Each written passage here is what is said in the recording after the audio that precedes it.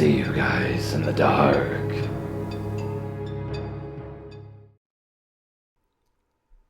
I will begin by saying that I am a young 20-something-year-old Spanish lady who lives in New Mexico. Born and raised in a small village in the mid-northern mountains, and I am definitely not a city girl. This may let you understand my demeanor and personality. To clarify a couple of things, not all of New Mexico is dry, flat desert. We have beautiful mountains, hills, valleys, grasslands, plenty of rivers, lakes, and my favorite, red and green chalet. Another thing, to those people who think that New Mexico is a part of the country Mexico, no. New Mexico is indeed part of the United States. Try counting the 50 states without New Mexico if you don't believe me. Anyhow, getting to the story. It may not be creepy, but if you try to put yourself in my shoes, you will get why this freaked me out the way that it did. And I pretty much nipped it in the butt before anything major happened. This occurred 4.5 years ago, while I was living in the biggest city that New Mexico has to offer. I'll let you look that one up if you don't know the answer. I had just started working in the bakery department of a popular grocery store, and I loved the work, although I didn't like being in the city. I moved there to be closer to my immediate family, who all left the northern part of the state. I was only days into my new job when I unknowingly caught the attention of a much older Chicano worker. He looked about 60-ish, was not very tall, and was dark-skinned. He was friendly, and because I am also as friendly as possible when speaking to anybody, when he would tell me hi in the morning, just after I clocked in, I would also say hi to him. Just for your knowledge, I am terrified of interacting with other people. I'm extremely shy, and don't usually ever start many of the conversations that I have with other people. I don't look at people in crowds if I'm walking by, as I believe that it is rude. I also do not smile a lot, even when I am happy, so I usually get told that I should smile more often, that I always look mad, and that I'm too pretty not to smile.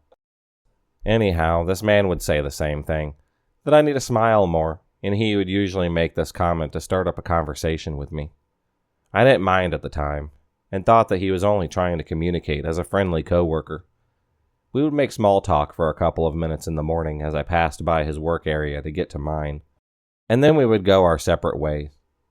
As the days went on, I started noticing that our conversations would get so long in the morning that I would have to tell him that we both needed to get to work, or I would just walk away in order for him to stop talking to me. He would always talk the most, since I am so quiet and reserved. He talked to me about his job, asked if I liked baking since I work in the bakery, which I do love baking and cooking. He would ask me how I liked the city, made small talk about our families, things like that. So I thought that it was pointless to talk about it for so long. And sometimes it would get me bugged to respond to the same topics over and over again. Eventually, every morning when I clocked into work, I would see him standing by his department looking around, waiting for me. Once he saw me, he would immediately start talking to me, following me to the bakery. Sometimes I would try to avoid his area so that I wouldn't need to talk to him, but it only worked a couple of times. He would follow me, talking away, and he started asking me questions about what I wanted to do with my life, which I told him it was my dream to become a homesteader. We would talk about homesteading for a little while, then I would just walk away from him and get to work. As I started getting into the groove of the job more and more, I started noticing him staring at me as I worked behind the counter, and I would feel really uncomfortable.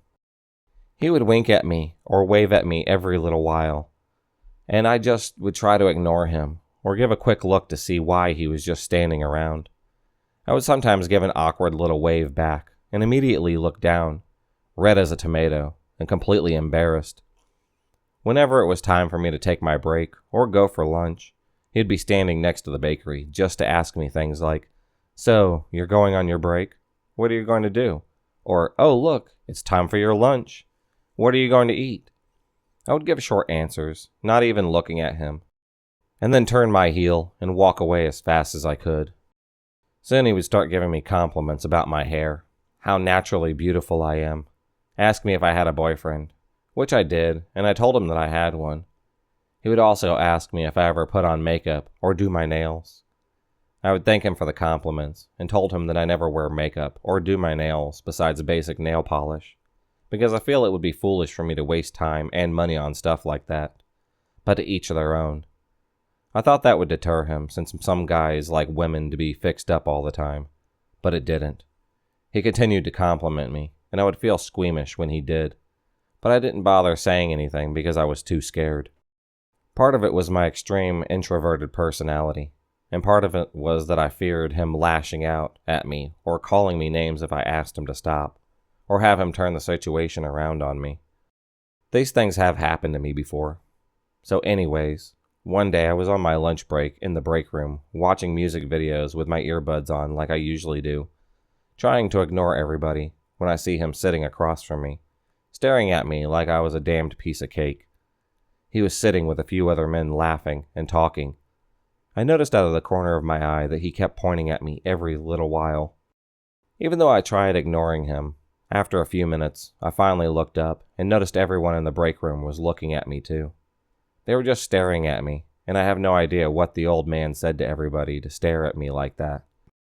But I felt my cheeks turn hot from embarrassment and anger because I knew he probably said that he likes me, or that he wants me, or some crap like that. I gave everybody dirty looks, including him.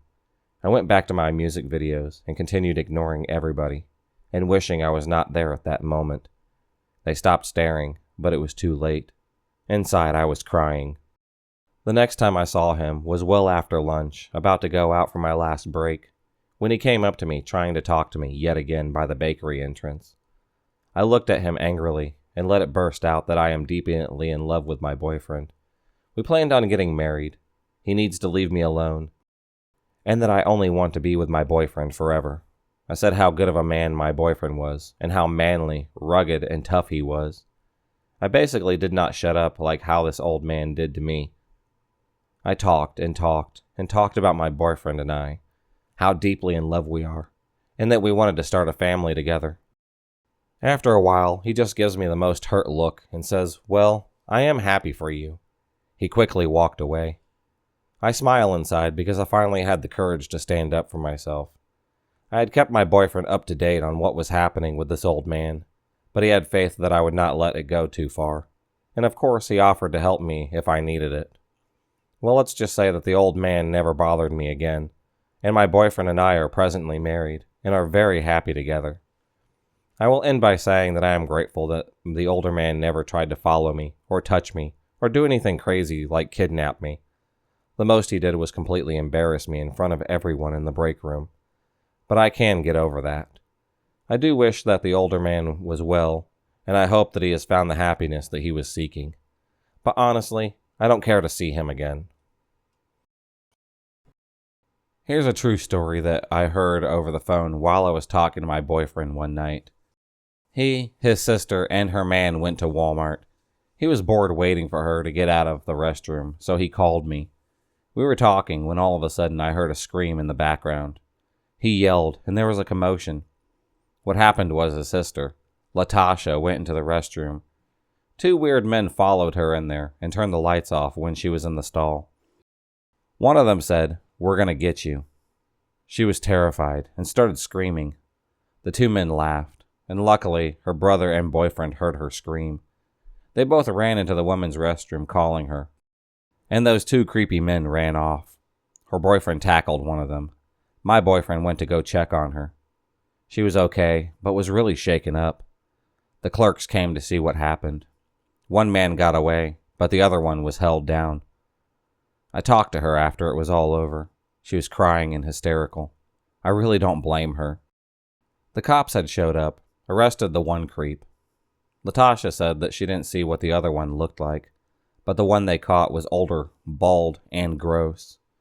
She said she walked into the restroom, didn't hear anyone else behind her, and was in there alone. The lights went off, and two men were in there. She freaked out. This happened around midnight. The two men must have been watching her and managed to slip by her brother and boyfriend unnoticed. If you enjoyed this video, please subscribe, like, and hit the bell for notifications on future videos and become a stalker of the night. And I'll see you next time.